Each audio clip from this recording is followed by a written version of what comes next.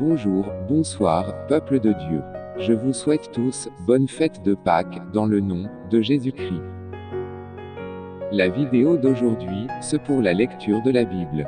Comme c'est la semaine pascale, nous allons lire sur l'arrestation, la crucifixion, et la résurrection de Jésus. Mais, avant d'en arriver là, laisse-moi vous dire que tout ce que Jésus-Christ avait subi depuis son arrestation jusqu'à la mort de la croix, c'était pour notre salut, et notre libération totale. Bien-aimés, en Galates, chapitre 3, versets 13 à 14, la Bible déclare, 13, Christ nous a rachetés de la malédiction de la loi, étant devenu malédiction pour nous. Car, il est écrit, maudit est quiconque est pendu au bois. 14, afin que, la bénédiction d'Abraham, eût pour les païens, son accomplissement en Jésus-Christ.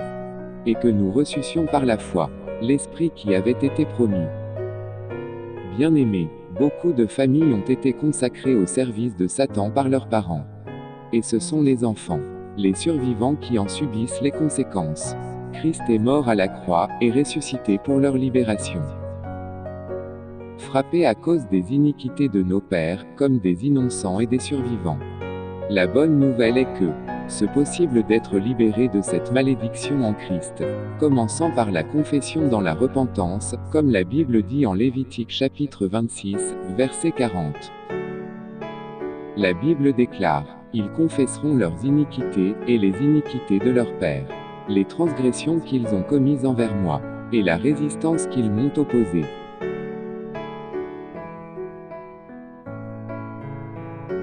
Bien-aimés, ce n'est pas pour rien que Christ a été arrêté, tabassé et crucifié, lui qui n'avait pas connu le péché. Tout ça, afin de nous libérer nous qui vivons encore dans les péchés.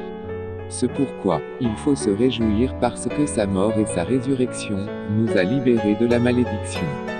Et toutes les dominations et les autorités qui nous condamnaient ont été clouées à la croix de Jésus.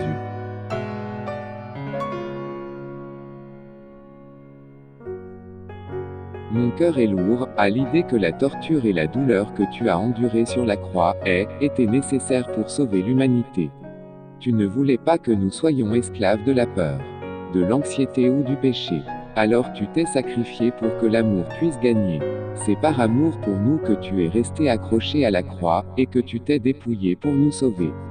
Tout est accompli, était un cri de victoire car tu as vaincu tout ce qui nous retenait en captivité. Grâce à ton sacrifice, je peux vivre une intimité avec toi pour toujours. Merci, montre-moi comment partager ton amour aujourd'hui, et chaque jour. Utilise-moi pour atteindre les gens pour lesquels tu es mort, et que tu veux racheter. Amen.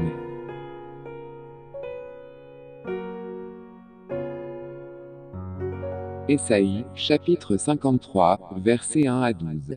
1. Qui a cru à ce qui nous était annoncé? Qui a reconnu le bras de l'Éternel? 2. Il s'est élevé devant lui comme une faible plante, comme un rejeton qui sort d'une terre desséchée. Il n'avait ni beauté, ni éclat pour attirer nos regards, et son aspect n'avait rien pour nous plaire. 3. Méprisé et abandonné des hommes, homme de douleur, et habitué à la souffrance, semblable à celui dont on détourne le visage. Nous l'avons dédaigné, nous n'avons fait de lui aucun cas. 4. Cependant, ce sont nos souffrances qu'il a portées. C'est de nos douleurs qu'il s'est chargé. Et nous l'avons considéré comme puni, frappé de Dieu, et humilié. 5. Mais il était blessé pour nos péchés, brisé pour nos iniquités. Le châtiment qui nous donne la paix est tombé sur lui. Et c'est par ses meurtrissures que nous sommes guéris. 6. Nous étions tous errants comme des brebis. Chacun suivait sa propre voie. Et l'Éternel a fait retomber sur lui l'iniquité de nous tous. 7. Il a été maltraité et opprimé. Et il n'a point ouvert la bouche. Semblable à un agneau qu'on mène à la boucherie, à une brebis muette devant ceux qui l'attendent. Il n'a point ouvert la bouche. 8.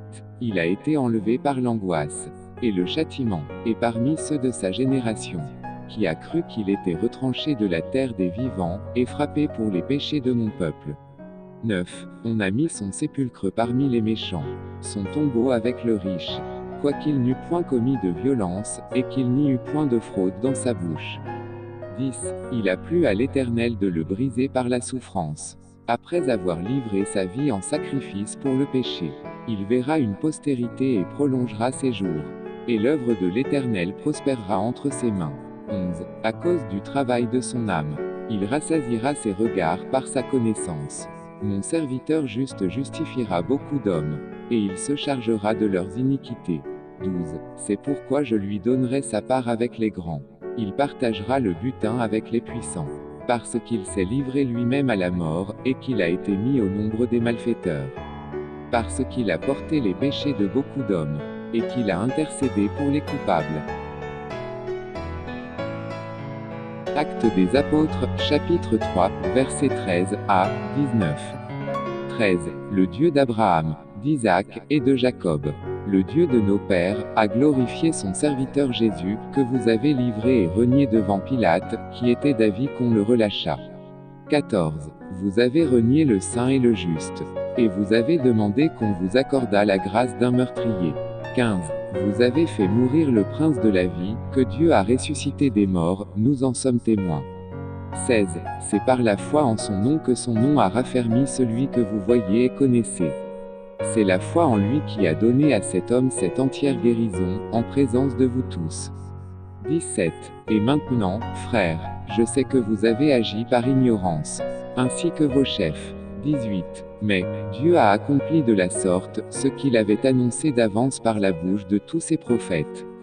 Que son Christ devait souffrir. 19. Repentez-vous donc et convertissez-vous, pour que vos péchés soient effacés.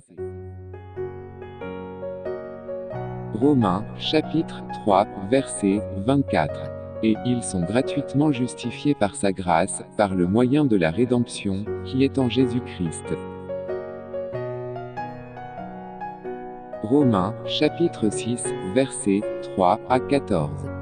3. Ignorez-vous que, nous tous qui avons été baptisés en Jésus-Christ, c'est en sa mort que nous avons été baptisés. 4. Nous avons donc été ensevelis avec lui par le baptême en sa mort. Afin que, comme Christ est ressuscité des morts par la gloire du Père, de même nous aussi nous marchions en nouveauté de vie. 5.